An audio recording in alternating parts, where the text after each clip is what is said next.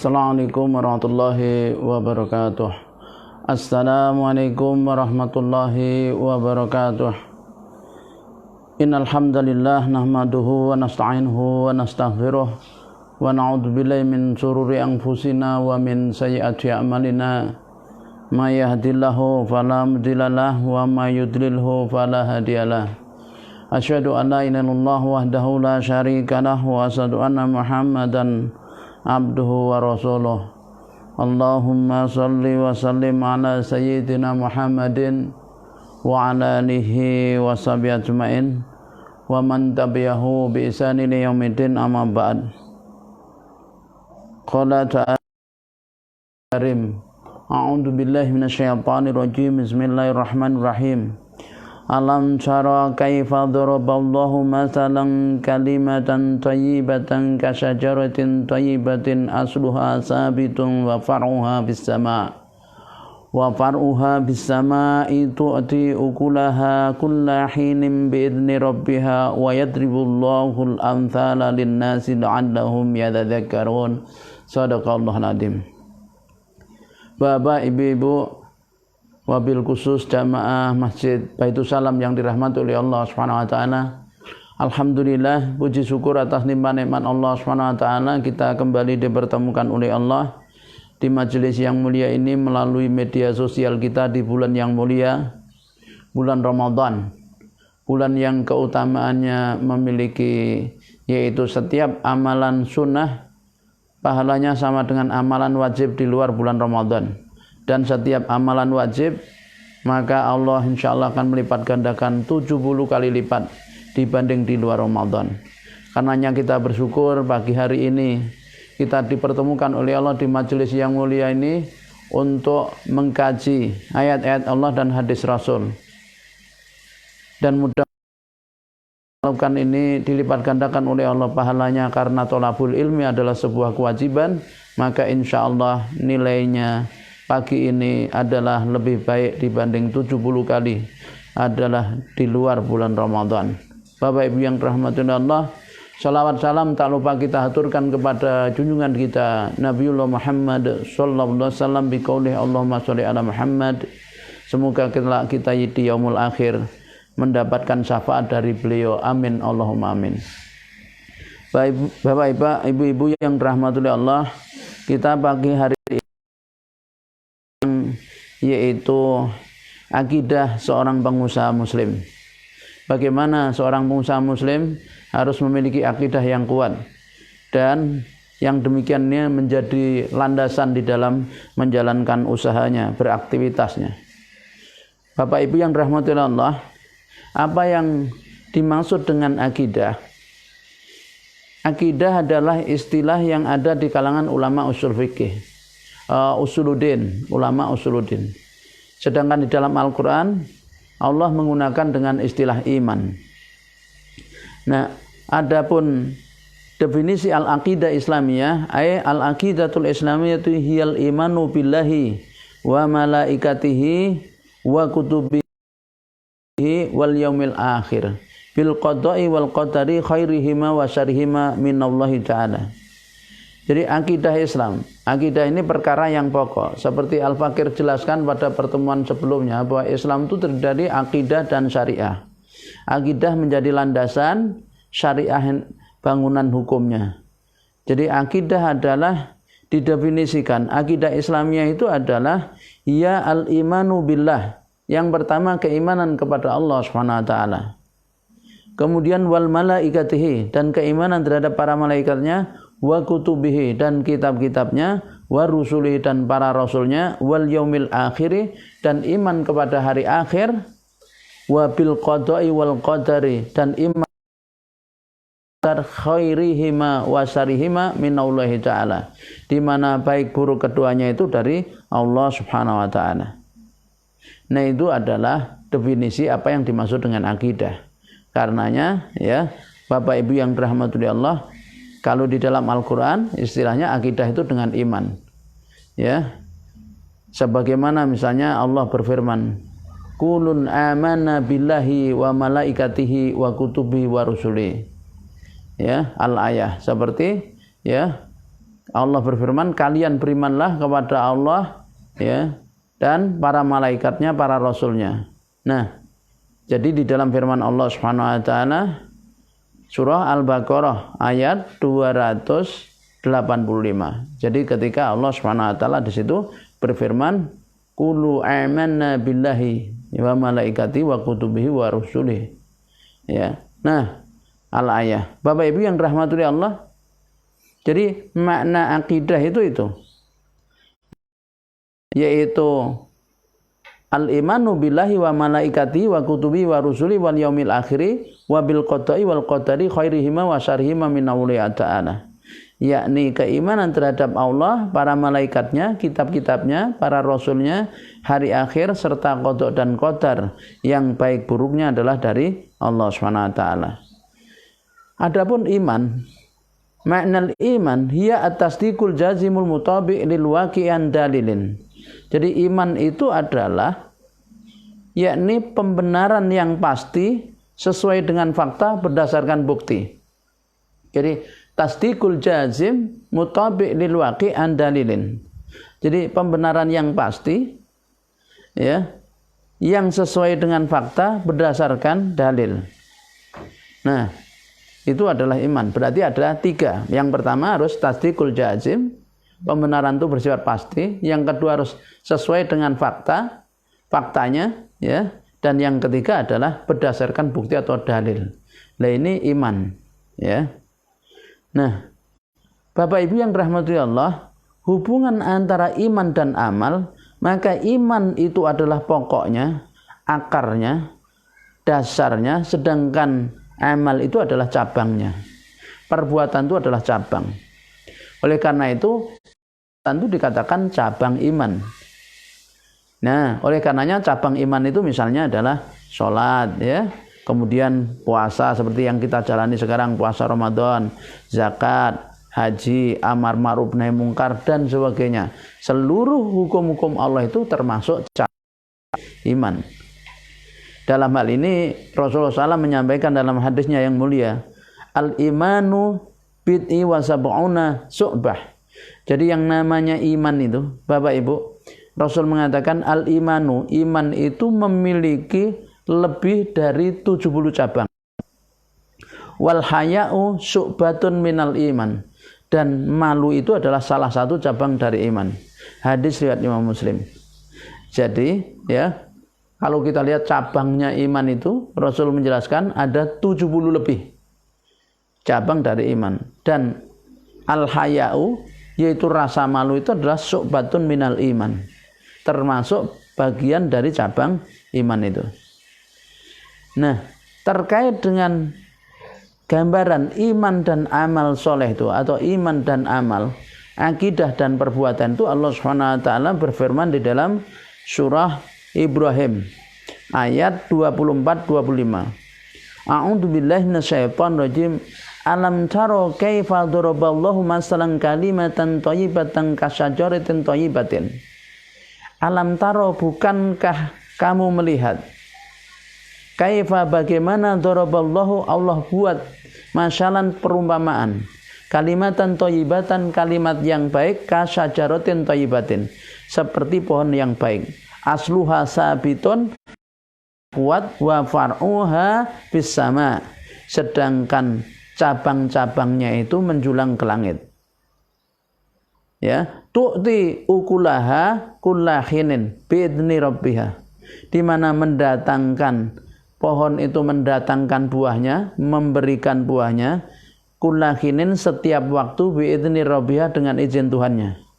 Wa yadribullahul amthala, dan Allah buat perumpamaan linnas, untuk manusia, li'allahum yatadzakkarun, agar manusia itu mereka mengambil pelajaran, mereka selalu ingat. Bapak Ibu yang dirahmati Allah, jadi Allah Subhanahu wa taala memerintahkan kepada kita untuk memperhatikan sebuah gambaran, sebuah tamsil, sebuah ibarah, yaitu tentang kalimat thayyibah. Ya. Kalimat thayyibah itu apa? Para ulama menjelaskan kalimat thayyibah itu adalah kalimat la ilaha illallah. Ya. la ilaha illallah. Jadi akidah itu. Buddha bihaqqin ilallah itu adalah kalimatan thayyibatan. Ya. Nah, itu Allah umpamakan kasajaratin thayyibatin, seperti pohon yang baik. Jadi kalimat la ilaha illallah itu Muhammad Rasulullah itu adalah kasajaratin thayyibatin. Adalah seperti pohon yang baik. Ya, di mana kalau pohon itu baik, Bapak Ibu yang dirahmati Allah, itu ditanam, pohon itu baik, tentu dengan bumi yang juga baik, maka Allah gambarkan kasajaratin thayyibatin. Kalimat thayyibah itu seperti pohon yang baik yang asluha, akarnya itu sabit, kuat, menghujam ke bawah, mengakar. Wa far'uha, dan cabang-cabangnya itu fis sama, menjulang kuat, cabang kena angin seperti apapun tidak akan roboh karena akarnya kuat. Nah, tu'ti ukulaha kulahinin, di mana pohon ini menghasilkan buah setiap saat bi'idzni rabbiha, dengan izin Tuhannya. Wa yadribullahul amsal, seperti itulah Allah buat perumpamaan linnas, untuk manusia, li'allahum yatadzakkarun, agar mereka selalu ingat. Maka Bapak Ibu yang dirahmati Allah, jadi seorang mukmin yang di dalamnya tertanam akidah Islamiyah, ya, dia menghujam ke dalam hatinya, kemudian ya di atasnya terlahirlah amal soleh, perbuatan. Kemudian perbuatan soleh ini ada buahnya, itu akhlak atau adab. Maka orang-orang yang di sekitarnya melihat dan menikmati, yaitu buah dari pohon yang baik itu, dari amal yang baik, dari akar yang baik, kemudian pohonnya baik, menghasilkan buah yang baik. Maka orang-orang sekitarnya merasakan dan menikmati dari pohon itu buahnya, yaitu keindahan akhlak seorang mukmin, adab seorang mukmin. Nah, Bapak Ibu yang dirahmati Allah, seperti itu kurang lebih gambarannya. Antara yaitu gambaran tentang kalimah thayyibah, tentang akidah Islamiyah tatkala tertanam dengan baik di dalam diri seseorang. Nah, Bapak Ibu yang dirahmati Allah, akidah Islamiyah ini adalah syarat diterimanya sebuah amal perbuatan yang dilakukan oleh manusia. Akidah itu syarat, iman itu syarat. Ya. Jadi tidak akan diterima satu perbuatan kecuali dilandasi oleh iman, didorong iman. Dan tidak akan diterima iman kecuali dia terbukti dengan perbuatan. Karenanya ada hubungan yang erat antara iman dan amal soleh. Karenanya di dalam Al-Quran seringkali Allah berfirman, innalladzina amanu wa amilus sholihat. Sesungguhnya orang-orang yang beriman dan mereka beramal soleh, iman, amal soleh, iman, amal soleh. Karena ini kaitan dengan erat sekali. Siapapun yang tidak berakidah Islamiyah, dimaksud orang kafir atau orang non-muslim, perbuatannya tidak ada nilainya di hadapan Allah SWT. Jangankan orang yang tidak berakidah Islamiyah, selagi orang Islam saja, orang Islam ketika dia melakukan suatu perbuatan, tapi perbuatan itu tidak didorong karena rasa keimanannya, karena keimanannya kepada Allah, pun tidak diterima oleh Allah. Karenanya nanti ada dua kan, yaitu syarat diterimanya suatu amal atau amal dikatakan soleh itu. Yang pertama adalah dia lakukan semata mengharap ridho Allah. Niat, innamal a'malu binniat. Sesungguhnya setiap amal itu sangat ditentukan oleh niatnya yang melandasi. Wa innamal likulli imri'in ma nawa, dan setiap orang itu sesuai dengan apa yang diniatkannya. Nah, oleh karenanya ya, Bapak Ibu yang dirahmati Allah, kalau orang kok dia tidak dilandasi dengan keimanan kepada Allah SWT, di hadapan Allah perbuatan ini la yuqbal, tidak diterima, dengan kata lain haba'an manthura, seperti debu yang berterbangan. Apa dasarnya? Firman Allah SWT di antaranya dalam surah An-Nur ayat 39. Allah berfirman, a'udzu billahi minasyaitonir rajim. Walladzina kafaru a'maluhum kasarabim biqi'atin yahsabuhu dham'anu ma'an hatta yajidhu syai'an wa wajadallaha 'indahu fawaffahu hisabahu wallahu sari'ul hisab. Walladzina, dan orang-orang yang kafaru, mereka kafir, a'maluhum perbuatan-perbuatan mereka kasyarobin baqiatin, yaitu seperti fata morgana di tanah yang datar. Yahsabuhu dham'anu, orang yang haus menyangkanya ma'an air. Hatta sehingga idza apabila lam yajidhu syai'an, orang yang haus itu tidak mendapatkan sesuatu apapun. Wa wajadallaha indahu fawaffahu, dan mereka di sisi Allah dan didapatkannya ketetapan di sisi Allah, lalu ya fawafallahu hisabahu wallahu syari'ul hisab, lalu Allah memberikan kepadanya perhitungan amal-amalnya dengan cukup, dan Allah adalah sangat cepat perhitungannya. Jadi Bapak Ibu, orang-orang yang kafir amal mereka itu laksana fata morgana di tanah yang datar, di mana yang disangka oleh orang-orang yang haus itu dia air. Tapi bila didatanginya, air itu ternyata tidak ada. Dia tidak mendapatinya sesuatu apapun. Dan didapatinya ketetapan Allah di sisinya. Lalu Allah memberikan padanya perhitungan amal-amal dengan cukup, dan Allah adalah sangat cepat perhitungannya. Itu yang pertama. Jadi fata morgana. Sehingga disangka itu baik, tapi tidak ada apa-apanya. Jadi orang berbuat kebaikan, dia sangka nanti mendapati kebaikan, begitu dia di sisi Allah tidak dilandasi oleh akidah Islamiyah, karena tidak dilandasi oleh keimanan. Kemudian yang kedua, Allah Subhanahu wa taala berfirman di dalam surah Ibrahim ayat 18. A'udzu billahi minasyaitonir rajim. Masalul ladzina kafaru bihim a'maluhum karamatis tadats bihirrihu fi yaumi asifil la yaqdiruna mimma kasabu ala say'in dzalika huwad dhalalul ba'id. Mathalul ladzina kafaru, perumpamaan orang-orang yang kafir birabihim pada Tuhan mereka. A'maluhum, perbuatan-perbuatan mereka itu karomatin, yaitu seperti abu istadats bihirrihu, yang angin yang sangat kencang, fi yaumin asib, pada hari yang berangin kencang. Ya, la yaqdiruna mimma kasabu, mereka tidak dapati dari apa yang mereka berbuat, ala syai'in, sesuatu apapun. Dzalika, yang demikian itu, huwa dhalalul ba'id, dia orang itu berada di dalam kesesatan yang jauh. Bapak Ibu yang dirahmati Allah, ini gambaran lain ya, Allah was. Jadi tidak ada apa-apanya tuh, wus, itu hilang. Maka sedikit pun mereka tidak mendapatkan itu usahanya itu. Dan mereka dalam kesesatan yang jauh. Ya. Kemudian di dalam Al-Furqan ayat 23, Allah pun berikan gambaran tentang perbuatan amalnya orang yang tidak dilandasi oleh iman. Jadi orang kafir. A'udzu billahi minasyaitonir rajim, wa qadimna ila ma 'amilu min haba'an mansura. Wa qadimna, dan kami hadapi ila pada ma, apa yang amilu mereka kerjakan, min amalin, dari suatu pekerjaan, faja'alnahu, maka kami jadikan dia haba'an mansura, yaitu amal itu bagaikan debu yang beterbangan. Jadi tidak ada bekasnya. Bapak Ibu, maka sungguh merugi kalau kita berbuat baik tapi tidak dilandasi iman.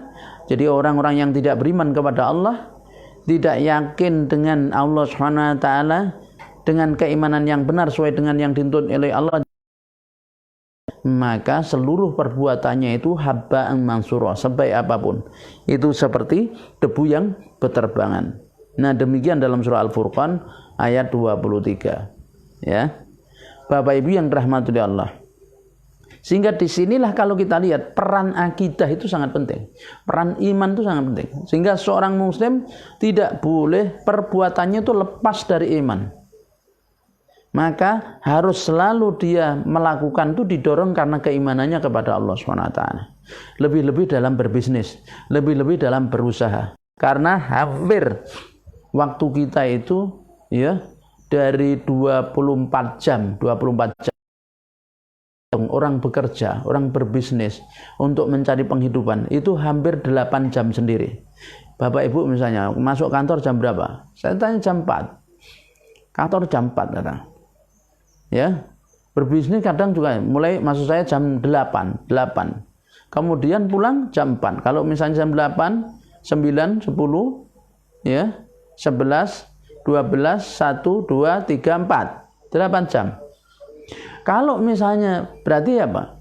Sepertiga sendiri dari usia kita. Kalau itu tidak kita landasi karena dorongan keimanan kepada Allah dan tidak mengikuti tuntunan Rasulnya, maka menjadi haba'ang mansura, menjadi debu yang berterbangan. Ibaratnya begitu. Nah, Bapak Ibu yang dirahmati Allah, di dalam satu aktivitas, terutama dunia bisnis, perkara akidah yang diantara perkara akidah yang penting itu masalah ya. Kalau kita bicara akidah itu kan ada rukun iman. Rukun iman ada berapa? Ada 6 itu ya. Kemudian ada namanya cabang-cabang iman. Cabang-cabang abul iman, cabangnya iman. Tadi perbuatan, tapi ada. Apa bedanya dengan iman dan amal? Kalau iman itu adalah amal qalbi, perbuatan hati, ya, sedangkan kalau amal itu salat perbuatan fisik, ya. Kayak misalnya kita orang berbisnis atau dia berjual beli, itu perbuatan fisik, yaitu ijab qabul. Ada ijab, ada qabul. Saya beli, Anda jual. Barang ini harga sekian. Itu yang dimaksud dengan aktivitas, yaitu jual beli. Itu adalah perbuatan, ya. Sedangkan bahwa rezeki dari Allah itu adalah keimanan, bagian dari cabang iman, iman terhadap Allah Subhanahu wa taala. Jadi rukun iman yang 6 itu kemudian nanti dirinci lagi, ada cabang-cabangnya. Dan di antara cabang iman yang cukup penting adalah yaitu tawakal. Ya, yakni menjadikan Allah sebagai satu-satunya wakil, tempat bersandar segala urusan. Apalagi di dalam bisnis itu. Ya. Hukum tawakal itu wajib. Ya. Dan kalau kita lihat Allah berfirman begini dalam surah At-Talaq. Wa may yattaqillaha yaj'alhu makhraja wa yarzuqhu min haitsu la yahtasib wa may yatawakkal 'Allah fa huwa hasbuh. Wa may yattaqillaha, dan siapa yang bertakwa kepada Allah, yaj'alhu makhrajan, Allah akan berikan jalan keluar yang dihadapinya. Wa yarzuqhu min haitsu la yahtasib, dan Allah akan berikan rezeki dari arah yang tidak disangka-sangka.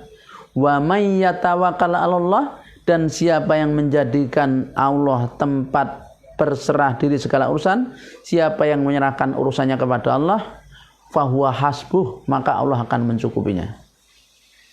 Nah, maka Bapak Ibu, ya, secara hukum tawakal itu wajib. Yaitu apa itu tawakal?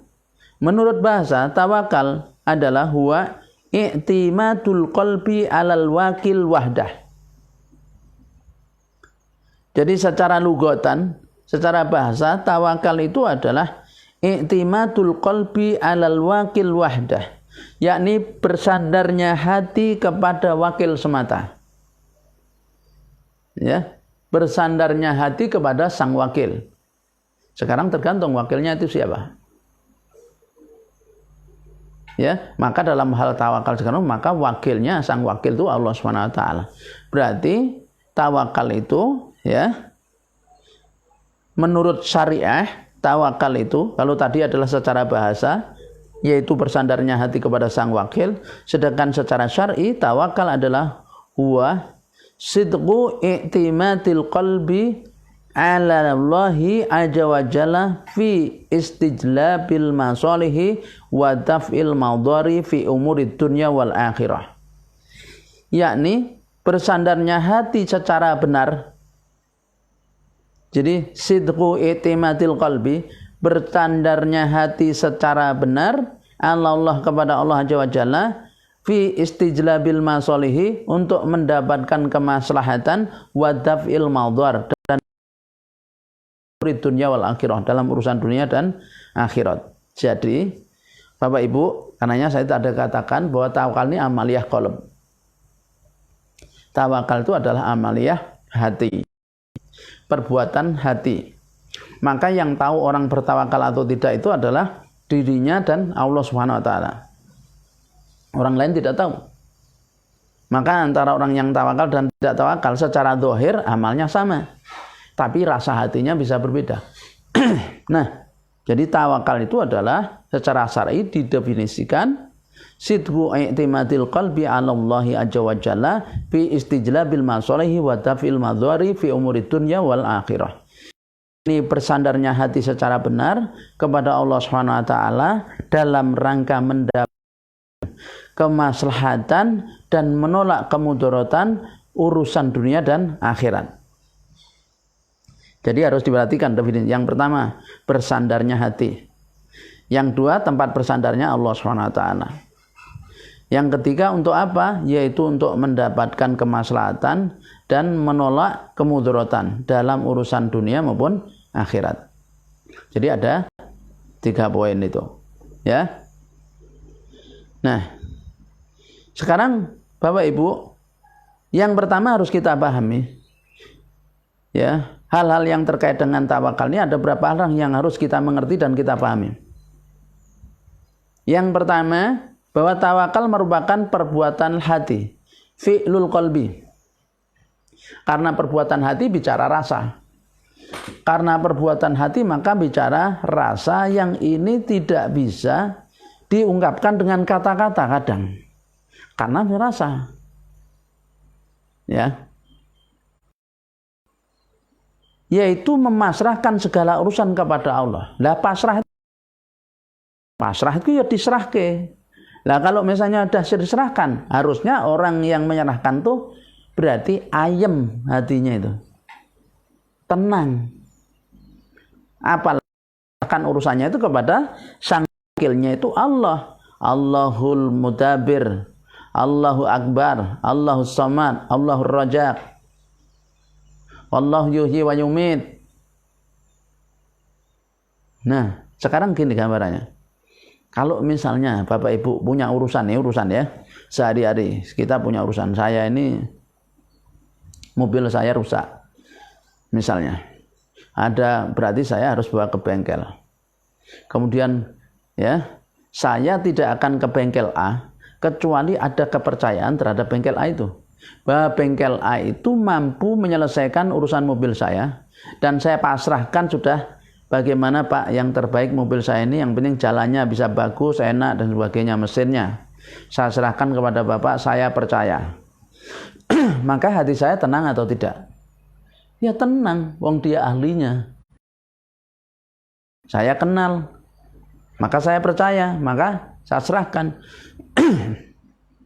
Nah, begitulah gambarannya kepada Allah Subhanahu wa taala.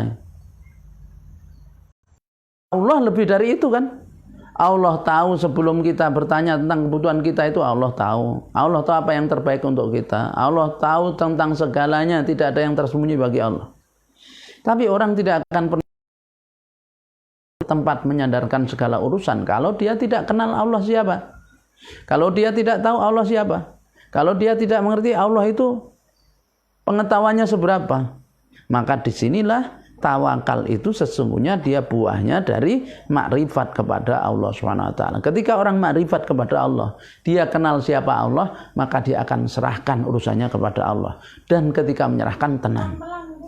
Nah, Bapak Ibu, oleh karena itu kalau misalnya kita kurang berserah diri kepada Allah, artinya kita belum kenal Allah dengan sebaik-baiknya. Maka persoalan makrifatullahnya itu menjadi bermasalah yang harus diselesaikan.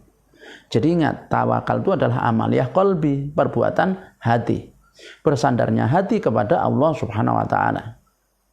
Nah, tawakal bukan perbuatan anggota tubuh, bukan perbuatan tangan, kaki, bukan perbuatan tubuh, tapi dia perbuatan hati. Maka dari itu adalah suatu hal yang keliru kalau memahami tawakal dengan meninggalkan kaidah sababiyah, sebab akibat dalam berusaha, adalah keliru. Sebab tawakal itu urusan hati, sedangkan kaidah sebab akibat itu urusan amal. Maka harus bisa dibedakan. Nah, sehingga Bapak Ibu di dalam menjalankan satu usaha, ya, maka ketika orang melakukan amal, maka hatinya harus berserah diri kepada Allah. Fa idza azamta fatawakkal Allah. Kemudian amal. Ingat, ayat ini fa idza azamta wa tawakkal Allah itu turun terkait dengan perang Uhud. Jadi Rasulullah SAW telah memutuskan di dalam keputusan rapat bahwa perang Uhud adalah menyambut musuh di Bukit Uhud.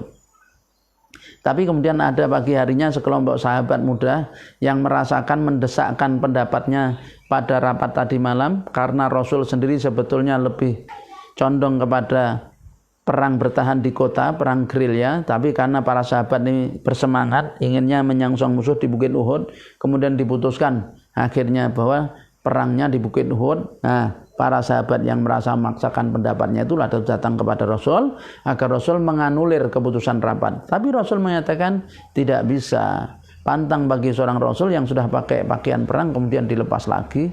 Apa yang sudah diputuskan semalam kita serahkan urusannya kepada Allah. Fa idza azamta fatawakkal Allah. Jadi kalau kau sudah bertekad bulat, maka serahkan itu urusan kepada Allah, lalu jalani syariahnya. Nah, itu yang pertama. Jadi bukan berarti kemudian kalau orang tawakal itu meninggalkan hukum sebab akibat. Ya. Yang kedua, Bapak Ibu, tawakal ini adalah wajib atas setiap muslim. Hukumnya wajib. Falyatawakkalil mu'minun, maka hendaklah setiap orang mukmin itu bertawakal. Hukumnya wajib. Artinya kalau tidak bertawakal kepada Allah, dosa. Berarti bertawakal kepada selain Allah. Barang siapa yang tidak bertawakal, maka dia berdosa kepada Allah Subhanahu wa taala. Barang siapa mengingkari tawakal, dia kafir.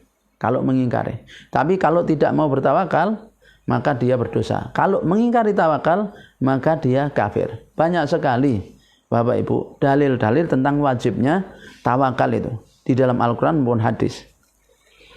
Misalnya firman Allah Subhanahu wa taala yang pertama adalah firman Allah dalam surah At-Taghabun ayat 13. Jadi Allahu la ilaha illa huwa wa 'alallahi falyatawakkalil mu'minun. Allah, dialah Allah, tidak ada sesembahan selain Dia. Wa 'alallahi falyatawakkalil mu'minun. Dan hendaklah orang-orang mukmin itu bertawakal kepada Allah saja. Nah, jadi ayat ini meletakkan perintah tawakal setelah pernyataan tauhid. Karena memang itu, tawakal itu adalah setelah tauhid. Jadi setelah tauhid Bapak Ibu tawakalnya itu tauhidnya yang bermasalah. Maksudnya bermasalah perlu di-refresh, perlu disegarkan dan perlu ditancapkan, perlu dikuatkan, kokohkan. Sehingga Imam Ghazali yang mengarang sebuah kitab berjudul At-Tauhid wa Tawakal. Jadi hubungan tauhid dan tawakal. Kemudian yang ketiga, Bapak Ibu yang dirahmati Allah, tawakal itu berhubungan dengan jaminan rezeki dari Allah. Jadi jaminan rezeki dari Allah Subhanahu wa taala berhubungan dengan itu. Ya. Di mana Allah berfirman, "Wa may yatawakkal 'alallahi fahuwa hasbuh." Wa man, dan siapa yang yatawakal, menyerahkan urusannya Allah kepada Allah, bertawakal kepada Allah, fahuwa hasbuh, maka dia Allah akan mencukupkan yaitu keperluannya. Jadi Bapak Ibu, maka kalau sudah kita serahkan kepada Allah akan mencukupkan keperluan kita. Tapi ingat, bukan berarti ketika orang menyerahkan itu kemudian dia berongkang-ongkang kaki, bersantai-santai, tidak. Dia tetap harus melakukan amal perbuatan sesuai dengan perintah syariat. Karena tawakal itu adalah amaliyah qalbi, sedangkan mengamalkan perbuatan perintah syariat itu adalah amaliyah yang bersifat yaitu al-jawari, anggota badan. Ya, fisik. Satu amalan hati, satunya amalan fisik. Ini kalau mau dibahasakan. Nah, sabda Rasulullah SAW menyampaikan begini. Lau annakum tawakkaltum Allahi haqqa tawakkulih la rajaqakum kama yarzuqu tayru daqdu qusama wa taruhu bitana. Jadi Rasul menyampaikan, jikalau anakum sungguh kalian tawakaltum, kalian bertawakal Allahi terhadap Allah haqqa tawakulih, dengan sebenar-benar tawakal, Bapak Ibu, ya, la razaqakum, pasti Allah beri rezeki kepada kalian kama yarzuqut tayra, sebagaimana Allah berikan rezeki kepada seekor burung, taqdu khisama wa taruhu bitana, di mana dia keluar di pagi hari dengan perut kosong dan pulang sore harinya perutnya kenyang. Bapak Ibu yang dirahmati Allah, coba Allah Subhanahu wa taala menggambarkan dengan Rasulullah SAW menggambarkan takbir burung. Jadi orang yang dia itu betul-betul bertawakal kepada Allah dengan sebenar-benar tawakal, niscaya Allah akan berikan rezeki sebagaimana Allah berikan rezeki kepada seekor burung, yaitu pagi hari pergi dia dalam perut kosong kenyang. Bapak Ibu, ya, akal enggak? Enggak punya akal. Artinya burung tuh mikir enggak? Enggak mikir. Jadi orang tawakal itu adalah menundukkan akalnya kepada Allah Subhanahu wa taala. Dah enggak pakai mikir, tapi pakainya iman. Maka orang yang tawakal itu dia tenang. Tidak ada rasa khawatir, takut, was-was. Ya. Tidak ada rasa was-was. Satu contoh. Ini terkait dengan rezeki. Tawakal itu, wa may yatawakkalu fa huwa hasbuh. Jadi tapi haqqa tawakkul ya, dengan sebenar-benarnya tawakal. Bapak, kisah ini nyata. Ada seorang bapak punya anak itu jumlahnya 14. Satu ibu ini. Banyak. Oh, masih sedikit. Ada lagi, saya punya kawan di luar Jawa sana. Ya, satu orang tuh anaknya 24. Istri satu maksudnya. Kok bisa, Ustaz? Ya bisa. Allah Maha Kuasa. Ya. Lah ini yang sampai kepada saya cerita bapak yang nanya 14 ini, kalau dilihat dari pekerjaannya, Bapak Ibu, pekerjaannya itu orang jelas. Tidak punya pekerjaan yang jelas. Pekerjaannya enggak jelas kalau seperti. Tetapi semua anaknya itu bisa sekolah. Bahkan sampai kuliah ke perguruan tinggi. Suatu ketika ada salah seorang anaknya ini, Bapak Ibu, ya, itu diterima di Universitas Indonesia. Nah, kemudian mau daftar ulang, gitu ceritanya itu. Mau daftar ulang, berangkat, bayar kan, daftar untuk bayar.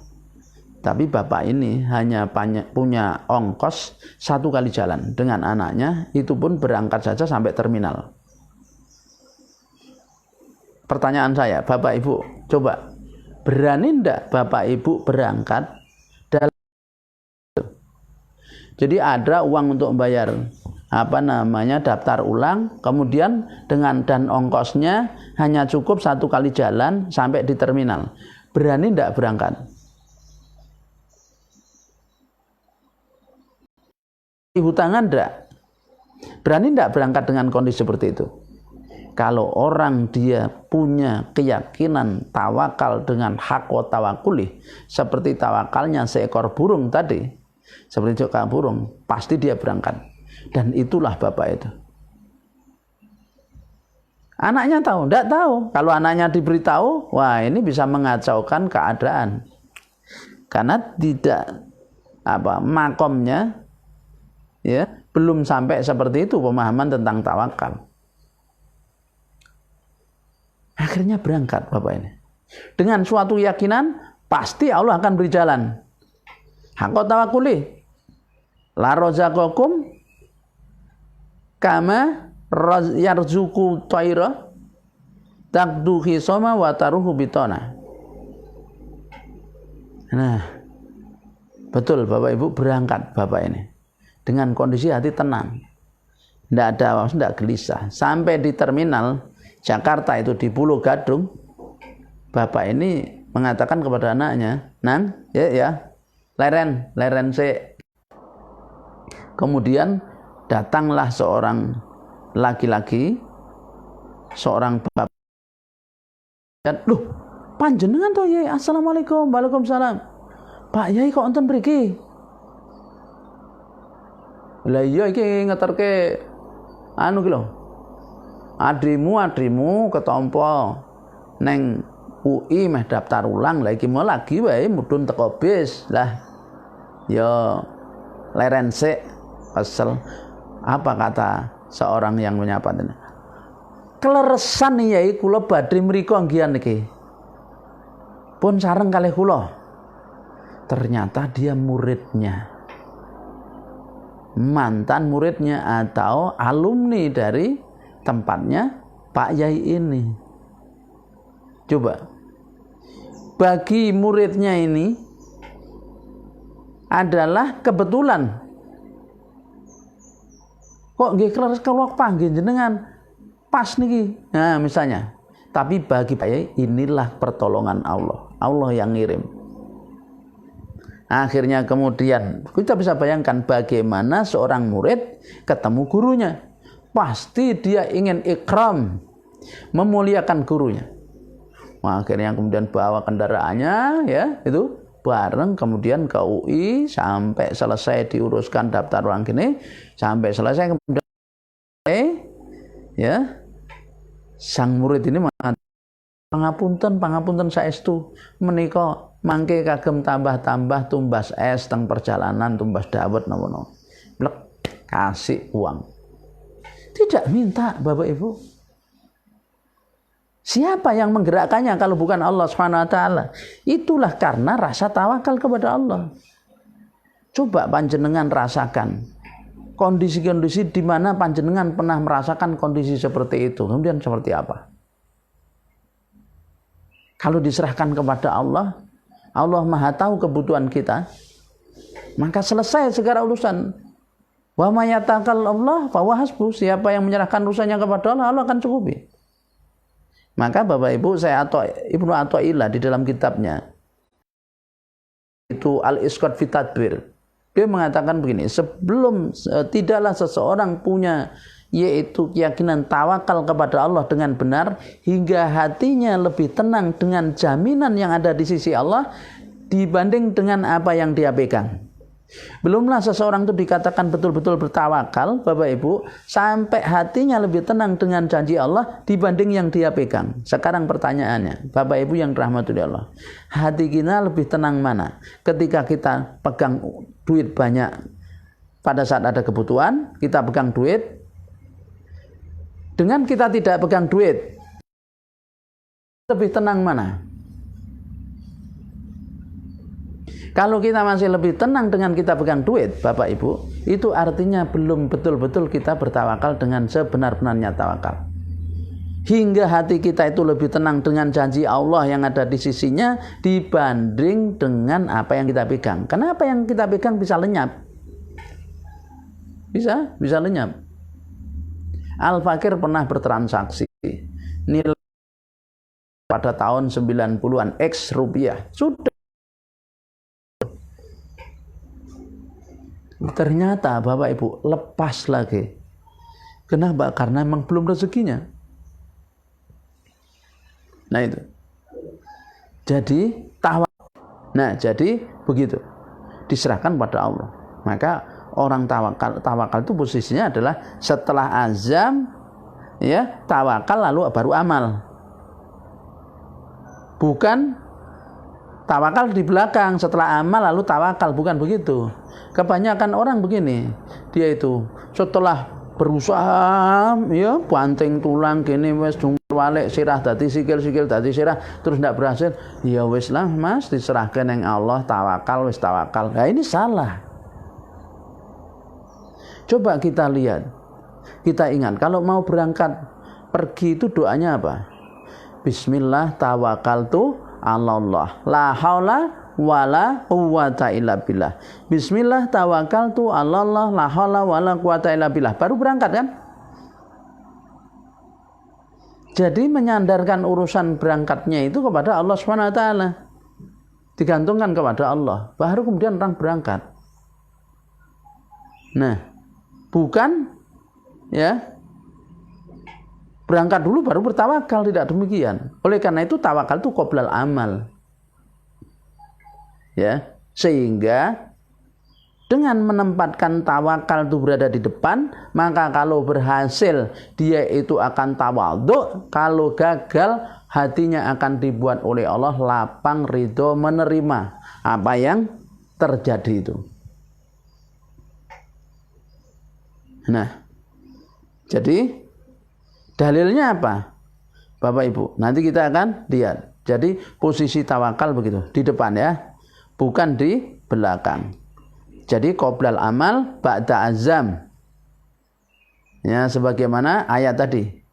Al-Imran 139 yang tadi surah ini asbabun nuzulnya adalah ketika para sahabat mendatangi Rasul, yaitu ketika mau perang Uhud. Jadi sebelum perang Uhud itu kan Rasulullah malamnya mengadakan rapat dengan para sahabat. Ini gimana ini? Musuh mengerahkan pasukan 3.000. Kita ini hanya belumlah sekitar 1.000. Gimana? Kita mau tunggu musuh sampai masuk kota atau kita keluar? Kita song-song musuh di luar kota. Rasulullah sendiri menganalisa dan berpendapat tunggu musuh sampai masuk Madinah. Rasulullah ngajak perang gerilya. Nah ternyata tokoh munafik juga begitu, yaitu Abdullah bin Ubay bin Salul. Pendapatnya sama dengan Rasul. Tapi mayoritas para sahabat, terutama kaula muda, itu tidak. Yang belum merasakan perang Badar, dia pengen ikut perang, nih kurang ajar wong kafir mau menghancurkan kita tapi di luar saja. Itu ibaratnya begitu. Akhirnya suara mayoritas mengendaki perang di luar kota. Nah pagi harinya ada sekelompok sahabat yang nampaknya merasa bersalah karena dalam rapat semalam sepertinya mereka mendesakkan pendapat itu kepada Rasul, padahal Rasul secara pribadi tidak sepakat. Akhirnya datang kepada Rasul salam, ya, diantar untuk menyampaikan pendapat itu yang intinya kalau memang Rasul kurang berkenan dengan perang di luar kota, dianulir saja, kita manut Rasul, di dalam kota kita juga siap. Apa kata Rasul? Fa idza zamta fatawakkalallah. Jadi kalau kau sudah putuskan masalah itu, serahkan urusan kepada Allah, jalankan syariatnya. Nah, jadi tawakal ada azam. Maknai jadi tidak boleh dimaknai berserah diri setelah usaha, boleh dimaknai berserah diri tanpa usaha. Dalilnya apa? Tentang masalah tidak boleh dimaknai berserah diri setelah berusaha, seperti Al-Fakir sampaikan. Surah Al-Imran ayat 189. Fa idza azamta fatawakkal Allah. Kemudian tidak boleh juga diartikan berserah diri tanpa usaha. Dalilnya adalah sabda Rasul. Ketika ada seorang yaitu tamu Arab Badui menghadap Rasulullah naik onta. Kemudian setelah sampai di Madinah mau ketemu Rasul, ontanya dilepas tanpa diikat. Rasulullah bertanya, naik kendaraan apa? Onta mana? Itu loh. Terus dilepas, saya serahkan sama Allah kalau memang masih rezeki saya. Orang Badui ini dalam hadis tersebut adalah salah paham tentang masalah tawakal. Dia memahami tawakal itu dipahami meninggalkan usaha, tidak mengikat unta. Maka Nabi SAW mendidik pada Arab Badui ini bahwa tawakal itu tidaklah meninggalkan usaha. Tidak boleh tawakal itu meninggalkan usaha. Karenanya iqilha tawakal, ikat dia dan bertawakal. Bapak Ibu perlu diketahui, ini pentingnya kita belajar bahasa Arab. Jadi huruf wawu itu salah satu faidahnya adalah dia harfu atfin, huruf atof. Wawu itu banyak, ada wawu hal, ada wawu qasam, ada wawu atof, ada wawul ma'ah, ada wawul istinaf, gitu. Wawu zaidah maksudnya. Lah wawu di sini adalah wawu atof. Nah atof itu, huruf wawu atof itu tidak bermakna li tartib, untuk urutan. Wawu huruf atof yang bermakna urutan itu adalah tsumma atau fa misalnya. Kayak misalnya kaifa takfur. Kalau dipahami bahwa tawakal itu setelah usaha, dari hadis ini akan bertentangan dengan surah Al-Imran ayat 159 tadi. Fa idza azamta fatawakal. Maka wawunya adalah atof tapi bukan ditartif. Maka tidak bermakna urutan, sehingga harus dipahami bahwa di hadis ini hanya Rasul bermaksud untuk mendidik orang Arab Badua itu agar tawakal tidak meninggalkan usaha. Nah, jadi maka Bapak Ibu yang dirahmati Allah, dari sini jelas ya bahwa hubungan metrik yang benar antara usaha manusia dengan tawakal itu adalah usaha ya dilakukan disertai adanya tawakal. Jadi tawakal itu mendahului usaha. Azam, tawakal, lalu usaha. Maka benar itu. Jadi ada tawakal, ada usaha. Kemudian tidak tawakal, tidak ada usaha, tidak benar. Kemudian ada tawakal tapi tidak usaha, juga tidak benar. Apalagi tidak ada tawakal, tidak ada usaha, lebih tidak benar lagi. Jadi saya pikir sangat jelas ya Bapak Ibu yang dirahmati Allah. Tapi karena persoalan tawakal itu hati, kadang hati itu mudah berubah. Maka disitulah penting adanya amalan zikir, agar selalu hati itu dalam keadaan berserah diri kepada Allah. Yaitu zikirnya adalah surah At-Taubah ayat terakhir. Hasbiyallahu la ilaha illahu alaihi tawakkaltu wa huwa rabbul arsyil azim. Hasbiyallahu la ilaha illahu alaihi tawakkaltu wa huwa rabbul arsyil azim. Hasbiyallahu la ilaha illahu alaihi tawakkaltu wa huwa rabbul arsyil azim. Ini sampai 7 kali pagi hari, 7 kali sore hari, agar hati kita selalu bersandar kepada Allah Subhanahu wa taala.